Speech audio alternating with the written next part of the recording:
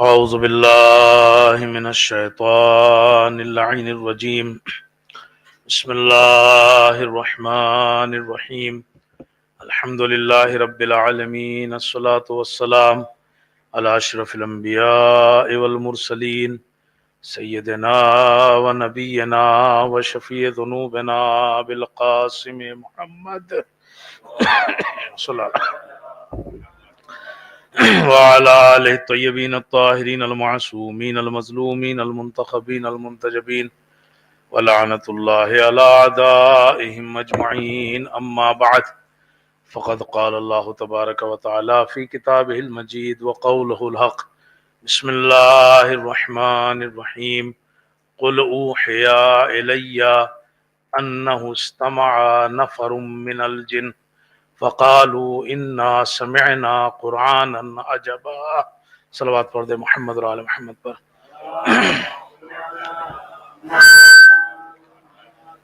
شہدائے کربلا کے 20ویں کی مجلس ہے اور اس کے مناسبت سے آپ کو تسلیت پیش کرتا ہوں، اور ہم سب تسلیت پیش کرتے ہیں امام زمانہ اجر اللہ تعالیٰ فرجہ الشریف کی خدمت میں. اللہم صلی علی محمد و علی محمد. جن آیات کی تلاوت کی ہے یہ سورہ جن، قرآن مجید کا 72واں سورہ ہے، 72، اور اس کی یہ شروع کی پہلی آیت تھی جو میں نے آپ کی خدمت میں پڑھی. اور اس آیت کی کئی شان نزول ملتی ہیں کہ یہ آیت کب نازل ہوئی. ان میں سے ایک یہ ہے کہ جنوں کا آسمان پر آنا جانا بند ہو گیا تھا، اور وہاں کی جو خبریں ان تک پہنچتی تھیں وہ نہیں آتی تھی. تو انہوں نے یہ جاننا چاہا کہ آخر ایسا کیا ہو گیا کہ آسمان سے جو خبریں ہیں وہ ابھی نہیں آ رہی ہیں. تو فرشتوں کا ایک گروہ تحقیق کے لیے نکلا اس بات کی. جب وہ مکے میں پہنچے تو انہیں پتہ چلا کہ رسول مبعوث ہوئے ہیں. رسول اکرم کی رسالت جو ہے وہ آپ نے اس کا اعلان کیا ہے، اور اس وجہ سے جو ہے وہ مثلا خبریں آنا جو ہے وہ بند ہو گئی ہے، یا رسول اکرم کی ولادت جو ہے وہ ہو گئی ہے. اور انہوں نے قرآن مجید کی کچھ آیتیں سنی رسول اکرم سے، تو انہوں نے سن کے کہا کہ انا سمعنا قرآنا عجبا، یہ تو عجیب آیتیں ہیں، عجیب قرآن مجید ہے. اور پھر اس کے بعد وہ ایمان لے آئے. تو ایک تو یہ ہے کہ رسول اکرم کی قرآن مجید کی آیات ان کی تلاوت سنی اور ایمان لے آئے. جن جو ہے وہ ایمان لے آئے. ایک جگہ یہ ملتا ہے کہ رسول اکرم طائف کا ایک بازار ہے، بازار اوقاز، جیسے ہمارے یہاں سنڈے بازار ہوتے ہیں اسی طرح وہاں بھی بھرتا تھا. پوری دنیا میں ہے یہ. اور پہلے کیا ہے اس میں، تو بازار اوقاز جو ہے وہ ایک بڑا بازار لگتا تھا. رسول اکرم جو ہے وہاں گئے کہ لوگوں کو تبلیغ کریں، چونکہ ظاہر سی بات ہے بڑا مجمع ہے تو بڑی تبلیغ ہوگی. لیکن کسی نے آپ کی بات جو ہے وہ نہیں مانی. آپ وہاں سے واپس آ رہے تھے، رات کو ایک جگہ رکے اور وہاں آپ قرآن مجید کی تلاوت کر رہے تھے، اور وہاں سے کچھ جنوں کا گزر ہوا. انہوں نے قرآن مجید کی آیات سنی اور وہ ایمان لے آئے. تیسری جو شان نزول بیان ہوئی ہے وہ یہ کہ جناب ابو طالب کی وفات کے بعد مکے میں کوئی ایسا حامی جو ہے وہ اور مددگار نہیں رہا تھا رسول اکرم کا. اس لیے آپ طائف گئے کہ وہاں لوگوں کو تبلیغ کریں، کچھ اپنے ساتھ جو ہے وہ لوگوں کو ملائیں. اور وہاں بجائے اس کے کہ لوگ آپ کی بات سنتے، وہاں کے جو سردار تھے قبیلوں کے، انہوں نے آپ کو پتھر مارے، یہاں تک کہ آپ کے بدن سے خون جو ہے وہ جاری ہوا. واپسی میں ایک باغ میں رسول اکرم رکے، وہاں ایک غلام تھا، اس نے جو ہے وہ آپ کی بات مانی اور وہ ایمان لے آیا۔ اور پھر وہاں سے جب آپ واپس آ رہے تھے تو ایک درخت کے پاس رسول اکرم بیٹھے ہوئے، اور صبح کی نماز کے وقت آپ قرآن مجید کی تلاوت کر رہے تھے کہ یمن یا نصیبین سے جنوں کا ایک گروہ جو ہے وہ آ رہا تھا، اور انہوں نے قرآن مجید کی یہ آیات سنی اور وہ ایمان لے آئے۔ یہ دو تین چیزیں جو میں نے بیان کی ہیں، ان میں ایک بات ہے مشترک، اور وہ یہ ہے کہ قرآن مجید کی آیات سنی اور جن جو ہے وہ ایمان لے آئے۔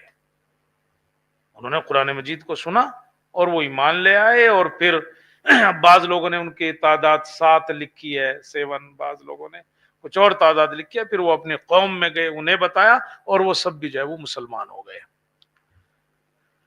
رسول اکرم کو جس جگہ یہ خبر دی گئی، یعنی یہ آیتیں نازل ہوئی جس جگہ پر، اس جگہ پر آج مکے میں مسجد جن ہے۔ آپ جو لوگ گئے ہیں مکے میں، انہوں نے دیکھا ہوگا کہ خانہ کعبہ سے بہت دور نہیں ہے، حرم سے وہ راستے ہی میں پڑتی ہے، قبرستان جحون کے پاس، یعنی جناب ابو طالب کا وہ جو قریش کا جو قبرستان ہے، اسی کے راستے میں وہ مسجد پڑتی ہے، اور اس کا نام مسجد جن رکھا گیا ہے۔ اور کیوں رکھا گیا مسجد جن؟ اسی لیے رکھا گیا کہ رسول اکرم کو وہاں یہ خبر دی گئی تھی کہ بھائی قرآن مجید کی کچھ آیات سن کے جو ہے کچھ جن جو ہے وہ مسلمان ہو گئے ہیں، تو اس لیے اسے مسجد جن کہا جاتا ہے۔ اور آپ دیکھو کہ سعودیہ نے اکثر چیزوں کو مٹا دیا ہے، مگر ابھی بھی یہ مسجد اسی نام سے وہاں جو ہے وہ باقی ہے، مسجد جن جو ہے وہ اسے کہتے ہیں۔ جنوں کی بہت سی خصوصیات ہیں، دیکھیں آج کس کس پہ اترتے ہیں۔ تو جنوں کی جو ہے وہ بڑی اپنی خصوصیات ہیں۔ پہلی خصوصیت جو جنوں کی روایات میں آئی ہے یا قرآن سے بھی اندازہ ہوتا ہے، وہ یہ کہ انہیں آگ سے پیدا کیا گیا ہے۔ خلق الجان من مارج من نار، قرآن مجید ہے کہ انہیں آگ سے جو ہے وہ پیدا کیا گیا ہے۔ وہ لطیف جسم ہوتا ہے۔ اب شاید سارے جن جو ہے وہ آگ سے پیدا نہ ہوئے ہوں، شاید وہ ان کا جو بڑا تھا، جیسے ہم بنی آدم ہیں تو قرآن مجید میں خلقہ من تراب، انہیں مٹی سے پیدا کیا گیا ڈائریکٹ، لیکن بعد میں تو سب نطفے سے جو ہے بنے نا، اگرچہ وہ نطفہ بھی خود اگر بہت تحقیق کرو تو مٹی سے ہی جا کے بنتا ہے، لیکن جناب آدم تو پہلے مٹی سے جو ہے ان کو بنایا گیا تھا۔ اسی طرح ہو سکتا ہے جنوں میں بھی جو پہلا ہو اس کو جو ہے وہ آگ سے بنایا ہو ڈائریکٹ، لیکن اس کے علاوہ ان میں بھی ذات و ولد ہیں، ان کے بھی مرد عورت ہیں، ان میں بھی نر و مادہ ہیں، ان کے بھی جو ہے وہ اولاد ہوتی ہے۔ تو پہلی چیز تو یہ ہے کہ یہ ان کی خصوصیت یہ ہے کہ یہ آگ سے بنائے گئے ہیں، اور ان کا جسم جو ہے وہ لطیف ہے، دکھائی نہیں دیتا۔ ان کا جسم لطیف ہے، دکھائی نہیں دیتا۔ اب جیسے ہوا ہے، ہوا کو آپ محسوس تو کر لیتے ہیں، مگر آپ کہو کہ یہ رہی ہوا، تو ہوا جو ہے وہ دکھائی نہیں دیتی۔ تو ان کا جو جسم ہے وہ لطیف ہے، یہ دکھائی نہیں دیتے۔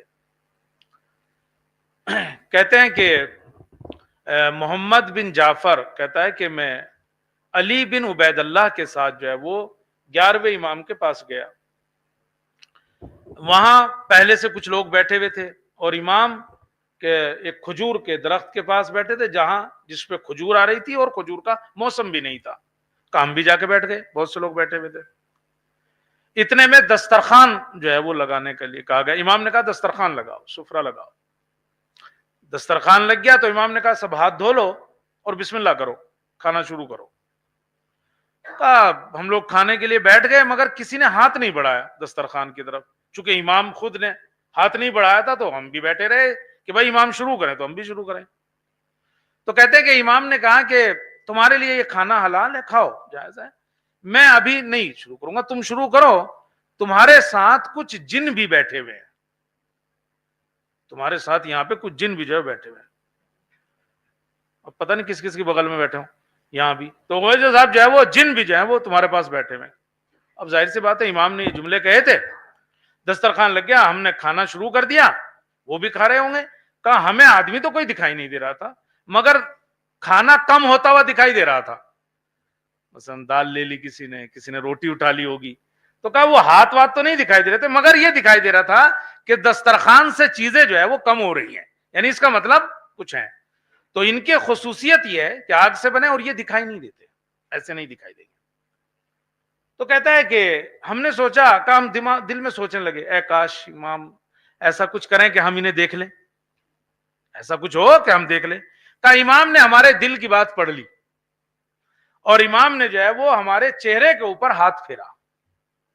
کہ جیسے ہی ہاتھ پھیرا تو ہم نے دیکھا کہ بھائی بہت سے لوگ بیٹھے ہوئے ہیں، کچھ لوگ بیٹھے ہوئے دسترخوان کے اوپر دبلے پتلے سے ہیں اور آنکھوں سے آنسو جاری ہیں ان کے مثلا، اور آپس میں کچھ کہہ رہے ہیں، ہم سمجھ نہیں پا رہے ہیں.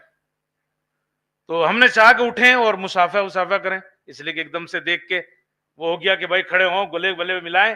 امام نے کہا پہلے کھانا کھا لو، پہلے کھانا کھا لو، یہ بات کی بات ہے، یہ دسترخوان لگا ہوا ہے، احترام ہے دسترخوان ہے، آپ تم ایسا نہ کرو. اس کے بعد ہم ان کی طرف دیکھتے رہے، بہت ساری باتیں کی. تو ہم نے امام سے کہا کہ یہ سارے ہی ایسے ہی ہیں کیا؟ وہ دبلے پتلے سے تھے، کہا سارے ہی ایسے ہیں کیا؟ امام نے کہا نہیں نہیں، یہ ان لوگوں میں سے ہیں، ان جنوں میں سے ہیں، ان اجنہ میں سے ہیں یہ لوگ کہ جو پیغمبر یا امام کی اجازت کے بغیر نہ کچھ کھاتے ہیں نہ کچھ پیتے ہیں، اور یہ قانے ہیں یعنی قناعت کرنے والے ہیں، جو مل جاتا ہے اسی کے اوپر جو ہے وہ قناعت کرتے ہیں. وہ کہتا ہے کچھ دیر ہم بیٹھے رہے، پھر اس کے بعد امام نے پھر ہاتھ پھیرا اور پھر ہمیں جو ہے وہ دکھنا بند ہو گئے. تو ہم نے اللہ کا شکر ادا کیا کہ کیسی توفیق اللہ نے دی امام کے ذریعے سے کہ ہم نے ان کو دیکھ لیا، اور یہ ایک طرح کا گویا امام کا ایک معجزہ تھا جو ہم نے اپنی آنکھوں سے دیکھا. تو جو جن ہے نا ان کی خاصیت یہ ہے کہ آگ سے بنے، دوسری خاصیت ان کی یہ ہے کہ وہ دکھائی نہیں دیتے، تیسری خاصیت ان کی یہ ہے کہ ان کی باتیں بھی آپ کو سنائی نہیں دے گی. اگر وہ بات کر رہے ہیں تو آپ کو جو ہے وہ سنائی بھی نہیں دے گا کہ صاحب جو ہے وہ ان کی باتیں سن لی. جناب حکیمہ خاتون 8ویں امام کی بہن، جناب حکیمہ خاتون، 2-3 جیب میں لے کے آیا ہوں محمود بھائی، زیادہ کرو گے ادھر ہی چھوڑ دوں گا. جناب حکیمہ خاتون امام رضا کی بہن، انہوں نے دیکھا کہ امام رضا جو ہیں وہ لکڑی کا ایک گوڈاؤن ٹائپ ہے، وہاں کھڑے ہوئے ہیں، لکڑیاں پڑی ہیں بہت ساری، کوئی ہے نہیں وہاں، اور کسی سے باتیں کر رہے ہیں مگر کوئی تو دکھائی نہیں دے رہا. تو جناب حکیمہ خاتون گئیں اور آپ نے کہا آپ کس سے باتیں کر رہے ہو؟ آپ نے کہا کہ اجنہ میں سے ایک ان کا بزرگ، جنوں میں سے ان کا ایک بزرگ جو ہے وہ یہاں پہ ہے اور میں اس سے باتیں کر رہا ہوں. جناب حکیمہ خاتون نے کہا فرزند رسول میں بھی سنوں گی کیا کہہ رہا ہے. امام نے کہا نہیں تم نہیں سنو، اور اگر سن لیا نا تم نے تو تمہیں 1 سال تک بخار آئے گا، 1 سال تک فیور رہے گا. انہوں نے مگر ضد کی کہ نہیں میں تو سنوں گی. امام نے کہا اچھا سنو. تو کہتے اب جو میں نے سنا تو مجھے صرف سیٹی بجنے کی آوازیں آ رہی تھی، یعنی جیسے سیٹی بجاتا ہے کوئی، بس ایسی آواز آ رہی تھی، اس کے علاوہ ہمارے کچھ مجھے جو ہے وہ کانوں میں نہیں پڑ رہا تھا، کچھ جو ہے وہ سمجھ میں نہیں آ رہا تھا. کہتے ہیں کہ لیکن اس کا اثر یہ ہوا جیسے امام نے کہا تھا، 1 سال تک وہ تب میں بخار میں جو ہے وہ مبتلا رہی. تو جنوں کی دوسری خاصیت یہ ہے کہ وہ نہ دکھائی دیتے ہیں نہ ان کی آواز جو ہے وہ سنائی دیتی ہے. ہاں اگر وہ اپنی شکل جو ہے وہ بدل لیں، اپنی صورت جو ہے وہ بدل لیں، ان کی یہ تیسری خاصیت ہے کہ ان کو اللہ نے یہ اختیار دیا ہے کہ وہ اپنی شکل و صورت بدل سکتے ہیں. وہ کسی بھی شکل میں آ سکتے ہیں، وہ اصل آدمیوں کی شکل میں آ جائیں، وہ ہو سکتا ہے جانوروں کی شکل میں آ جائیں، یعنی اور اگر وہ اس شکل میں آ جائیں تو پھر ممکن ہے دکھائی بھی دے جائے، ممکن ہے ان کی بات بھی جو ہے وہ سنائی دے جائے. لیکن ان کی خاصیت یہ ہے کہ وہ شکلیں بدل سکتے ہیں.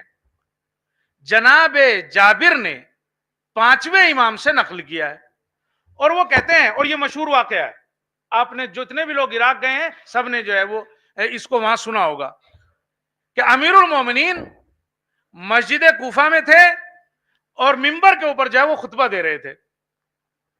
کہتے ہیں کہ اتنے میں دروازے سے ایک بڑا سانپ یعنی اژدہا وہ داخل ہوا. اب جب لوگوں نے دیکھا کہ یار بڑا سانپ اور وہ اژدہا جو ہے وہ داخل ہو رہا ہے تو کچھ لوگ تو ڈر گئے، کچھ لوگوں نے چاہا کہ اس کو ماریں، چونکہ وہ آگے کی طرف بڑھ رہا تھا۔ کہتے کہ امام نے دیکھا اور کہا کہ نہیں، چھوڑ دو اس کو، راستہ دو، آنے دو۔ کہتے وہ منبر کے پاس آیا اور وہ اپنی دم کے اوپر کھڑا ہوا، اپنی دم کے اوپر جو ہے وہ کھڑا ہوا، اور اس نے جو ہے وہ امام کو سلام کیا۔ امام نے جواب سلام دیا اور کہا کہ ابھی بیٹھ جاؤ، خطبہ مکمل ہو جائے پھر تمہاری بات سنیں گے، خطبہ مکمل ہو جائے پھر تمہاری بات سنیں گے۔ خطبہ مکمل ہوا، امام نے کہا تم کون ہو؟ کہا سرکار آپ کا جو خلیفہ تھا عمرو بن عثمان، اور وہ میرا باپ تھا، اس کا انتقال ہو گیا۔ جب ان کا انتقال ہوا تو اس نے وصیت کی تھی کہ تم امیر المومنین کے پاس جانا اور جو وہ وصیت کریں، جو وہ تمہیں کہیں اس پہ عمل کرنا۔ اور کہا میں اس لیے آپ کے پاس آیا ہوں۔ تو آپ نے اس کے تقوی کی وصیت کی اور اس کے بعد کہا اب میں تمہارے باپ کی جگہ تمہیں جو ہے وہ معین کرتا ہوں۔ اور اس کے بعد اس نے کچھ مسئلہ پوچھا اور اس کے بعد جو ہے وہ نکل گیا۔ اور اسی لیے آپ جانتے ہیں اس جگہ کا نام، چونکہ واقعہ سب نے دیکھا تھا، اس دروازے کا نام مسجد کوفہ میں باب الثعبان رکھا گیا تھا۔ باب الثعبان یعنی کہ اژدہے والا دروازہ، اسی لیے اسے کہا جاتا تھا، چونکہ یہ چیزیں جو ہیں وہ لوگوں نے اپنی آنکھوں سے یہ واقعہ جو ہے وہ دیکھا تھا۔ چونکہ یہ امیر المومنین کی ایک بڑی فضیلت تھی کہ بھائی جن جو ہے وہ آیا اور اس نے جو ہے وہ امام سے جو ہے وہ سوال کیا اور وہ جو ہے وہ اژدہے کی صورت میں آیا تھا، اس لیے جو ہے وہ باب الثعبان نام رکھا۔ تو جب بنی امیہ آئے تو بنی امیہ نے یہ فضیلت ان کو ہضم نہیں ہو رہی تھی، اس لیے اس دروازے کے اوپر جو ہے وہ ہاتھی باندھنا شروع کر دیے، اور آہستہ آہستہ لوگوں میں شروع ہو گیا باب الفیل، ہاتھیوں والا دروازہ۔ یعنی انہوں نے امیر المومنین کی اس فضیلت کو لوگوں کے ذہن سے مٹانے کے لیے اس دروازے کے اوپر جو ہے وہ ہاتھی باندھنا شروع کر دیے تھے۔ لیکن اس سے یہ بات واضح ہو گئی کہ وہ ایک اہم ترین فضیلت تھی امیر المومنین کی۔ لیکن اس سے یہ بھی ثابت ہو گیا کہ اجنہ اور جن جو ہیں ان کی خلقت آگ سے ہے، وہ دکھائی نہیں دیتے، ان کی آوازیں آپ سن نہیں سکتے، لیکن اگر وہ شکل بدل لیں، جیسا کہ وہ شکل بدل سکتے ہیں، اگر وہ شکل بدل لیں تو ہو سکتا ہے آپ کو اس شکل میں جو انہوں نے شکل بدلی ہے اس میں جو ہے وہ دکھائی دے۔ ان کی چوتھی صفت یہ ہے کہ وہ طاقتور ہوتے ہیں۔ ان کی ایک صفت یہ ہے کہ وہ طاقتور ہوتے ہیں۔ آپ یہ دیکھو جناب سلیمان جو ہے وہ ان تمام جنوں کے اوپر بھی جو ہے وہ قرآن مجید میں ہے، جنوں کے اوپر بھی ان کی حکومت تھی، ان کو بھی جو ہے وہ اپنے کنٹرول میں ہوتے تھے۔ ان سے جو کام لیتے تھے جناب سلیمان وہ کیا تھا؟ ان سے بلڈنگیں بنواتے تھے جناب سلیمان، بڑے بڑے محل۔ آپ دیکھو ادھر شام کے علاقے میں اور ادھر جو فلسطین اور جو بڑی بڑی عمارتیں ہیں، جب آپ دیکھو گے تو کہا جاتا ہے کہ وہ جنوں کے ذریعے سے جناب سلیمان نے بنوائی تھی۔ کیوں؟ ان سے بلڈنگوں کا کام لیتے تھے، ان سے بلڈنگوں کا، اس لیے کہ بڑے بڑے پتھر جو ہیں وہ ہر کوئی نہیں اٹھا کے رکھ سکتا۔ اس وقت یہ تھوڑا ہی تھی کہ بھائی یہاں سے اٹھا کے اس سے رکھ دیا اور وہاں سے اٹھا کے کتنے بھی بڑا پتھر ہو منجنیق کے ذریعے سے اٹھا کے جو ہے وہ رکھ دیا گیا، ایسے تو نہیں تھا۔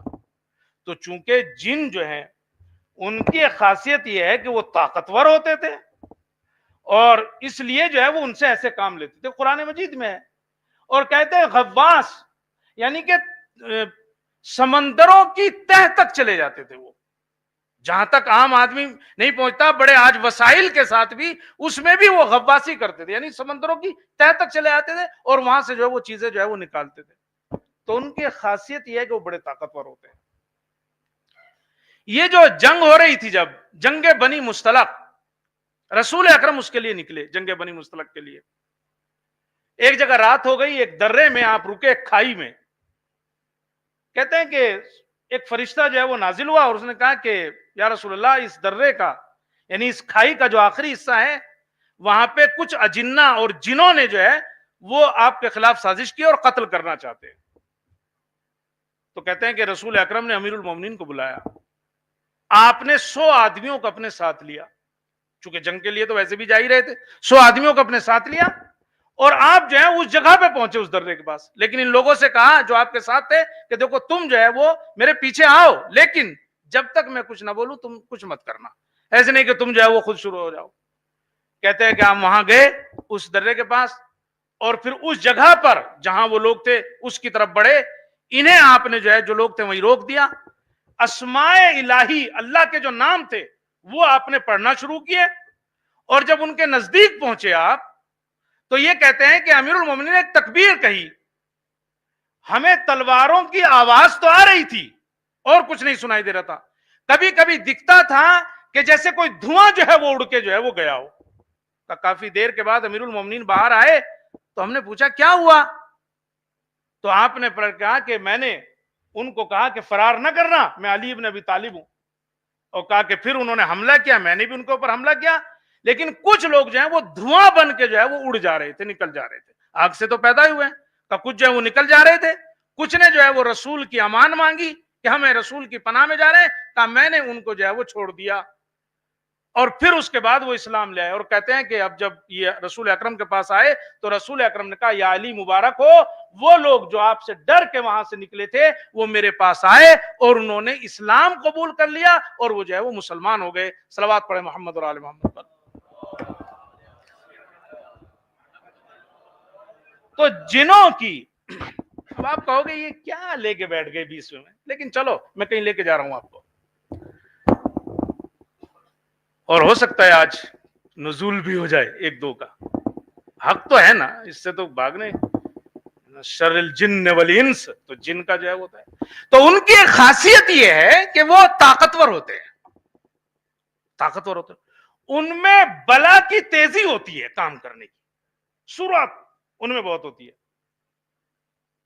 اور آپ دیکھو اس کے لیے قرآن مجید گواہ ہے، وہ جب وہ پورا واقعہ ہوا حدود کا، اور صاحب جو ہے وہ حدود نہیں ملے، اور صاحب کہا آئیں گے تو میں یوں کر دوں گا اور وہ کر دوں گا، اور حدود آئے اور انہوں نے کہا میں نے تو وہاں ایسی ایک جو ہے وہ بادشاہ دیکھی ہے جو چاند ستاروں کی جو ہے وہ پوجا کرتے ہیں، اور وہ پھر جو ہے اپنا قاصد بھیجا جناب سلیمان نے، اور پھر وہ بلقیس جو ہے وہ خود آنے لگی کہ چلو بھائی ہم خود چل کے دیکھتے ہیں، تو جناب سلیمان نے کیا کہا تھا، تم میں سے کون ہے کہ جو تخت بلقیس کو اس کے آنے سے پہلے لے آئے، تو قرآن مجید کی ایک آیت ہے وقال افریت من الجن، ایک جن میں سے ایک نے کہا جو بڑا ڈراونا تھا، انا آتی کبھی قبل ان تقوم، آپ کے اٹھنے سے پہلے میں تخت یہاں لا دوں گا اس کا۔ اس کے بعد جناب آصف بن برخیا نے کہا تھا کہ پلک جھپکنے سے پہلے لا دوں گا، مگر جو افریتم من الجن اس نے کیا کہا تھا، اس نے کہا انا آتی کبھی قبل ان تقوم، آپ کے اٹھنے سے پہلے میں اس کو جو ہے وہ لے کے آ جاؤں گا۔ تو ان کی خلقت آگ سے، وہ دکھائی نہیں دیتے، آواز ان کی سنائی نہیں دیتی، وہ شکلیں بدل سکتے ہیں، وہ بہت طاقتور ہوتے ہیں، وہ بہت طاقتور جو ہیں وہ ہوتے ہیں، ان کے اندر بلا کی تیزی ہوتی ہے، جنوں کے اندر بلا کی جو ہے وہ تیزی ہوتی ہے، وہ ان میں اچھے بھی ہوتے ہیں اور برے بھی ہوتے ہیں۔ دیکھیے میں اپنی بات کی طرف آ رہا ہوں، ان میں اچھے بھی ہوتے ہیں برے بھی ہوتے ہیں، جیسے ہم لوگوں میں انسانوں میں ایسے اچھے بھی ہیں برے بھی ہیں۔ اصول کافی میں یہ روایت ملتی ہے کہ کچھ لوگ ایک بڑا یعنی کچھ ایک 4-5 لوگ ایک جنگل میں جو ہے وہ گرمی کی شدت کی وجہ سے اور پانی ختم ہو جانے کی وجہ سے ایسا ہوا جیسے مر رہے ہیں، اور اب انہوں نے سوچ لیا کہ بھائی اب تو ہماری جان نکلنے والی ہے، کہ اسی وقت ایک بوڑھا سفید پوش جو ہے وہ آیا اور اس نے جو ہے وہ ہمیں جو ہے وہ پانی دیا، اور ہم نے جو پانی پیا تو ہم نے پوچھا تم کون ہو، تو اس نے کہا میں جنوں میں سے ہوں اور مسلمان ہوں، جنوں میں سے ہوں اور مسلمان ہوں، میں نے دیکھا کہ تم لوگ پریشانی میں ہو، اور کہا میں نے اپنے کانوں سے رسول اکرم کے ان 2 لبوں سے سنا ہے، المسلم اخو المسلم، کہ مسلمان مسلمان کا بھائی ہے، اسے ایسے ہی نہیں چھوڑ دینا چاہیے اور نہ اس کے ساتھ کوئی خیانت کرنی چاہیے۔ تو جب میں نے دیکھا کہ میرے بھائی جو ہیں وہ پریشانی میں ہے تو میں تمہیں کیسے چھوڑ دیتا، ہم مسلمان ہیں، ہم میں اچھے بھی ہوتے ہیں، ہم میں برے بھی ہوتے ہیں، ہم میں اذیت دینے والے بھی ہوتے ہیں، ہم میں جو ہے وہ رحم دل بھی ہوتے ہیں۔ تو اس کا مطلب کیا ہوا، ایک خاصیت ان کی کیا ہے کہ بالکل ایسے ہی نارمل، جیسے ہم لوگوں میں اچھے بھی ہیں برے بھی ہیں، اسی طرح ان میں.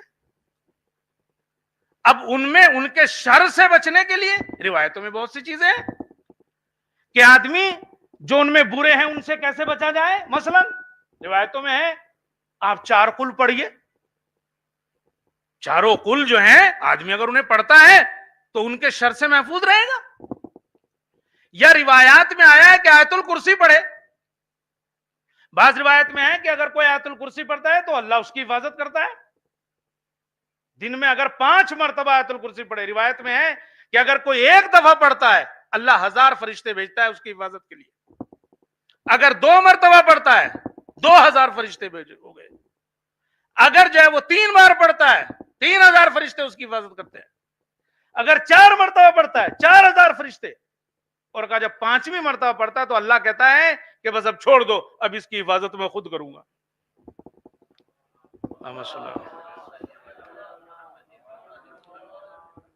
یہ تھوڑی سی صحیح جگہ تھی. تو 4 قل، چاروں قل آدمی پڑھ لے، آیت الکرسی آدمی پڑھ لے. روایتوں میں آیا ہے، اگر روایتوں میں نہ بھی ہو، چونکہ میں بہت شور نہیں ہوں، اگر روایتوں میں نہ بھی ہو مگر علماء نے یہ توصیہ کیا ہے کہ دفع شر کے لیے، جنوں کے شر سے بچنے کے لیے آدمی جو ہے وہ اپنے گھروں میں اذان دے، اور تھوڑی بلند اذان جو ہے آواز سے اذان دے. مثلا نماز کا ٹائم ہو رہا ہے تو وہ اذان دے، اس بہانے سے کم نماز بھی پڑھے گا کہ چلو اذان دے رہا ہوں تو نماز ہی پڑھ لوں. تو کیا کرے، اذان دے، اور اتنے آواز سے دے کہ مثلا جو گھر میں تھوڑا پہنچ جائے. یوں نہیں کہ چیخنے لگے، چیخنے کے لیے ہم نے ایک رکھ رکھا ہے اپنے گھر کے سامنے، لیکن آپ نماز پڑھیں یعنی اذان پڑھیں تو اس طرح کریں کہ تھوڑا سا گھر کے جو ہے وہ کونوں تک آواز جو ہے وہ پہنچے. تو کہتے ہیں کہ جنوں کے شر سے جو ہے وہ آدمی جو ہے وہ محفوظ رہے گا، مثلا ان کے شر سے جو ہے محفوظ رہے گا. گھر میں قرآن مجید کی تلاوت کرے، اور وہ بھی کہتے ہیں بلند آواز سے. تھوڑا برکتیں نازل ہوتی ہیں، فرشتے نازل ہوتے ہیں، شیاطین جو ہیں وہ دور ہوتے ہیں، دفع ہوتے ہیں. یہ سب جو ہے وہ روایات کے جملے ہیں اگر کوئی بلند آواز سے قرآن پڑھتا ہے. بعض علماء نے یہ بھی وصیت کی ہے کہ قرآن کا چھوٹا نسخہ آدمی جو ہے وہ اپنے ساتھ جیب میں رکھے. تو اگر وہ ایسا کرتا ہے تو بھی جو ہے وہ دفع شر ہوگا. شیاطین اور جن کا جو اثرات ہوں گے ان سے آدمی جو ہے وہ محفوظ رہے گا. تو بہرحال ان میں اچھے بھی ہوتے ہیں، ان میں برے بھی ہوتے ہیں، ان میں مسلمان ہیں، ان میں شیعہ بھی ہیں. اب میں آ گیا ہوں اپنی بات کی طرف. ان میں شیعہ بھی ہیں، شیعہ بھی ان کے اندر ہوتے ہیں، امیر المومنین کے چاہنے والے، ولایت، غدیری، یعنی اس کے اندر جو ہوتے ہیں. روایتوں میں ہے کہ بہت سے اجنہ جو ہیں وہ روز غدیر موجود تھے جب امیر المومنین کو رسول اکرم نے من کنت مولا کہہ کر جو ہے وہ مولا بنایا تھا. دیکھیں یہاں پڑھنے کا تھا صلی اللہ علیہ وسلم.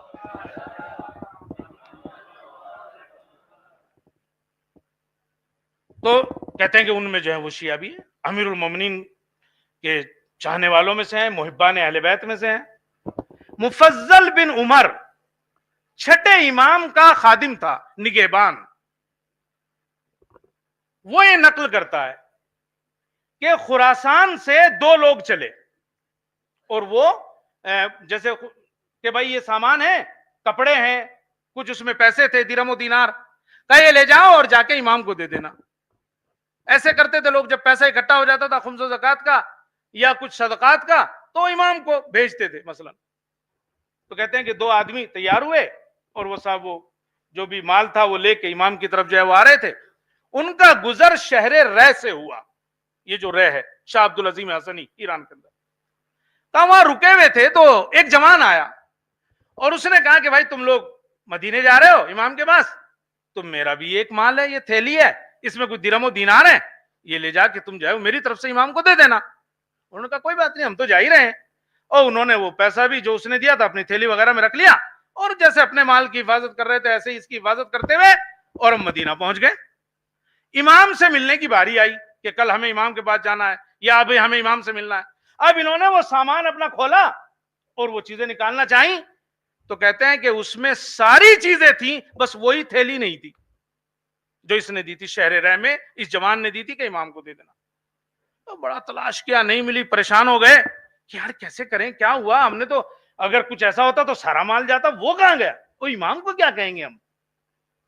ایک نے کہا کہ بھائی امام تو ہم کہیں گے معاف کر دو، ہم نے تو کوئی کوتاہی نہیں کی ہے، امام تو بہرحال رحیم ہے، کریم ہے، ہمیں معاف بھی کر دیں گے. کہتے ہیں کہ بہرحال ہم نے وہ سامان جو ہم نے خراسان سے لیا تھا اکٹھا کیا اور امام کے پاس پہنچ گئے، اور جیسے امام کے سامنے رکھا، کہا امام نے صحیح سے دیکھا بھی نہیں سامان کو، اور آپ نے کہا اور وہ تھیلی کہاں ہے، وہ جو شہر رہ سے اس جوان نے دی تھی. یعنی امام نے ڈائریکٹ وہی سوال کیا، وہ تھیلی کہاں گئی. کہا سرکار معاف کیجیے گا، وہ میں پتہ نہیں کیا ہوئی، سارا مال صحیح و سلامت ہے، وہی تھیلی غائب ہے، اور ہمیں معاف کر دیجئے، معذرت چاہتے ہیں. امام نے کہا اگر وہ تھیلی دیکھو گے پہچان لو گے. وہاں کہاں پہچان لیں گے. کہتے ہیں کہ آپ نے حکم دیا اپنے خادم کو لے کے آؤ. کہا وہ لے کے آیا، دیکھا تو اس نے کہا یہ تو وہی والی تھیلی ہے. کہا سرکار آپ تک کیسے آئی. تو امام نے کہا اصل میں کل رات ہمیں کچھ پیسوں کی ضرورت پڑی، ہمیں اس تھیلی کی ضرورت پڑی، ہم نے اپنے ایک شیعہ جن کے ذریعے سے تمہارے اس اموال میں سے اس تھیلی کو جو ہے وہ منگوا لیا تھا. تو اس کا مطلب کیا ہوا؟ اس کا مطلب یہ ہوا کہ ان میں مسلمان بھی ہیں، اس میں اچھے برے بھی ہیں، ان مسلمان میں ان میں شیعہ بھی ہیں، جنہوں میں جو ہے وہ شیعہ بھی ہیں. اب آپ کہو گے بہت دیر سے سن لیا، مطلب تو بتا دو کیوں یہاں تک آئے تھے. میں یوں کہہ رہا ہوں کہ واقع کربلا جو ہے نا، اس میں ہر طرح کے جنس نے، ہر طرح کے لوگوں نے اپنا جو ہے وہ حصہ ڈالا ہے.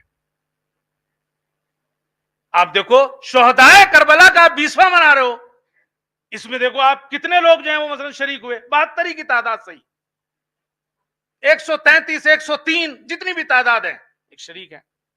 لیکن یہ جو اجنہ ہے نا، ان میں سے بھی کربلا میں روز عاشور جو امام کے پاس پہنچے شیعوں میں سے، ان میں سے ایک نام جو ہے وہ زعفر جن کا ملتا ہے. زعفر جن آپ نے نام سنا ہوگا، یہ اجناؤں میں سے تھے، اور یہ روز عاشور امام کے پاس پہنچے تھے. اچھا یہ کیسے مسلمان ہوئے، کیسے جو ہے وہ شیعہ ہوئے؟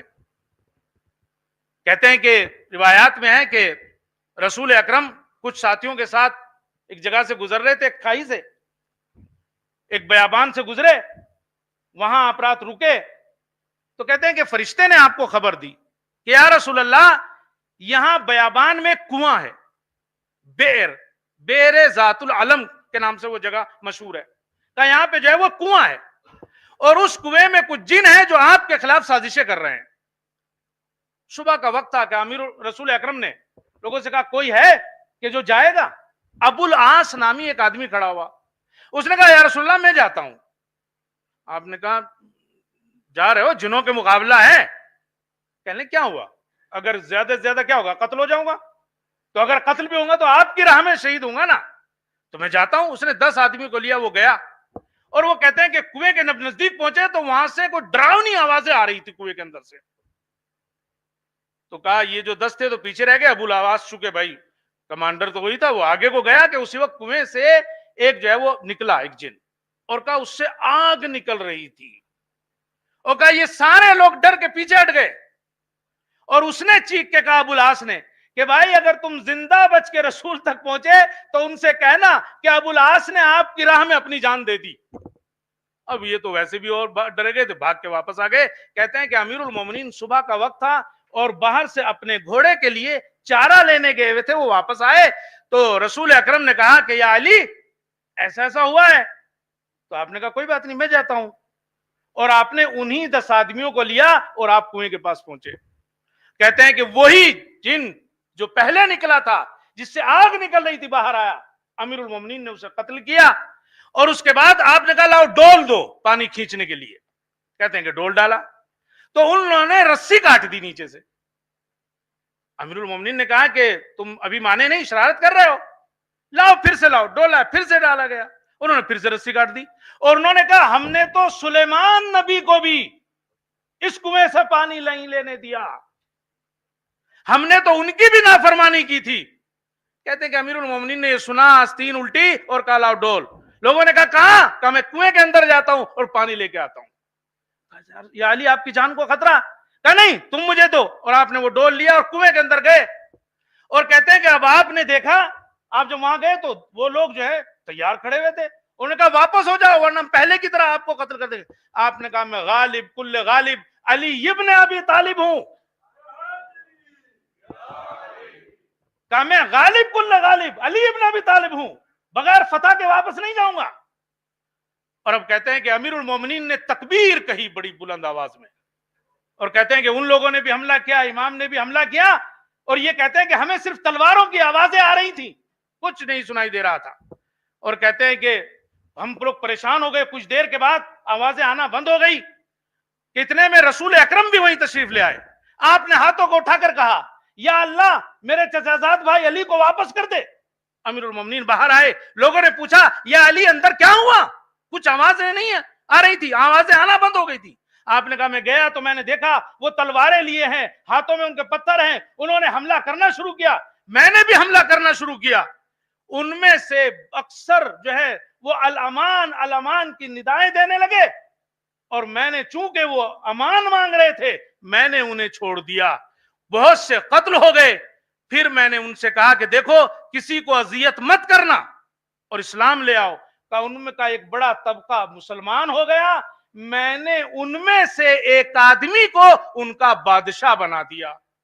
اور اب کہتے ہیں کہ جس کو بادشاہ بنایا تھا نا، وہ جب مرا تو اس نے اپنے بیٹے کو اپنی جگہ بنایا کہ جس کا نام تھا زعفر جن، یعنی گویا یہ بھی وہ امام کے ذریعے سے مسلمان اور شیعہ ہوئے، اور کہتے ہیں کہ اس کے اپنے باپ کی جگہ یہ آیا۔ روز عاشور، کہتے ہیں کہ روز عاشور اس کی شادی یا خوشی کا دن تھا، ایک تخت کے اوپر بیٹھا ہوا تھا، لباس عروسی پہنے ہوئے تھا، لوگ خوش ہو رہے تھے کہ اسے اپنے تخت کے نیچے سے رونے کی آواز آئی۔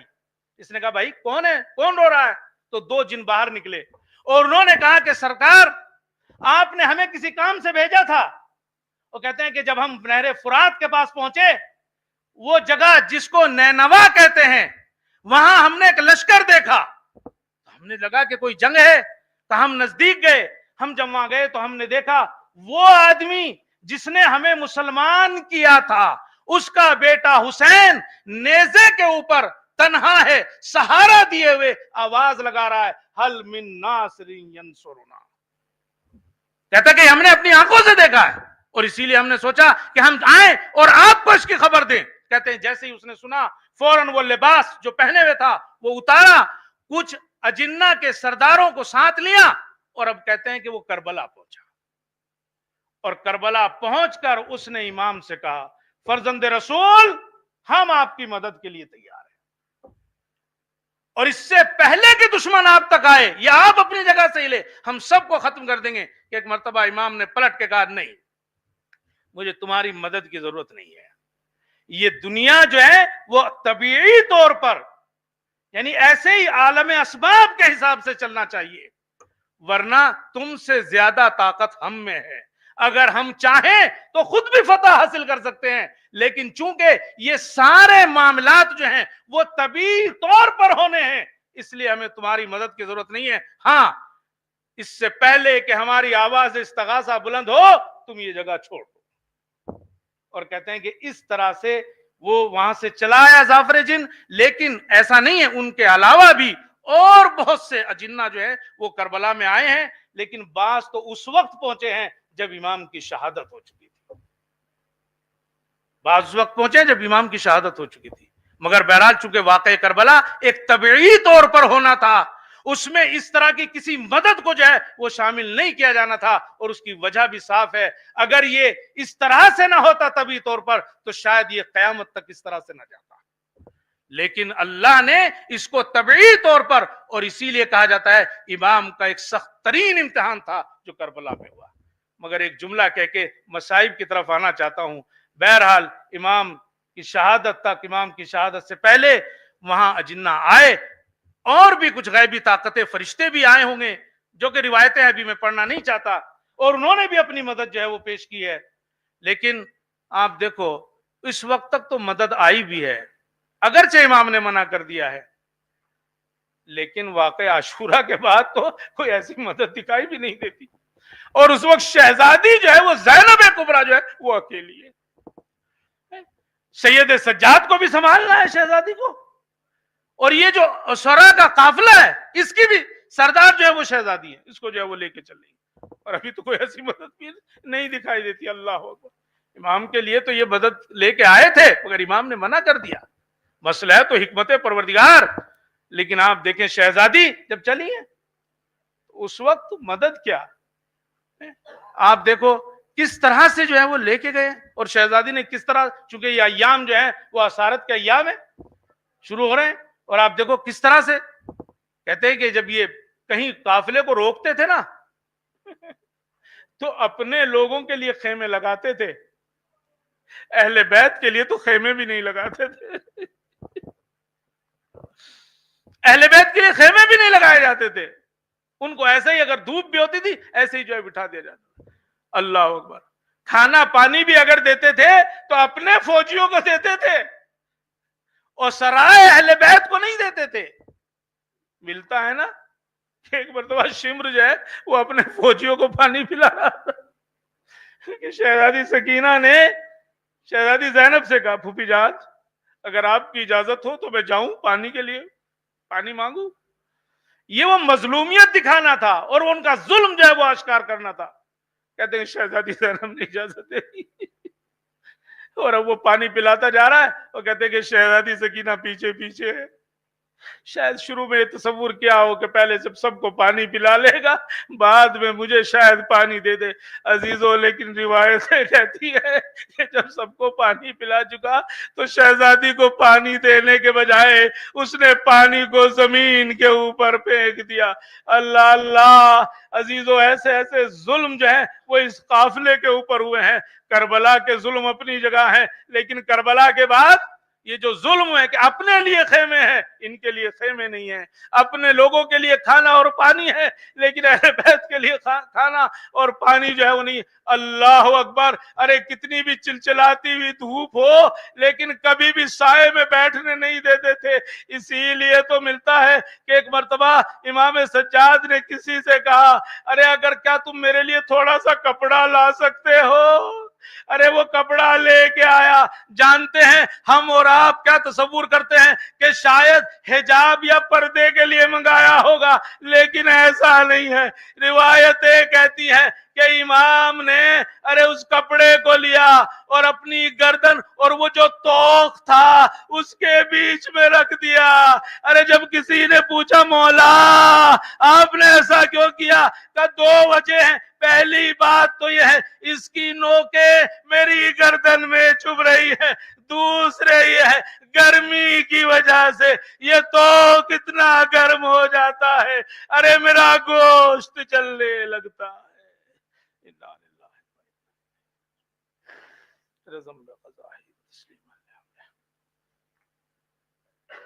ماتم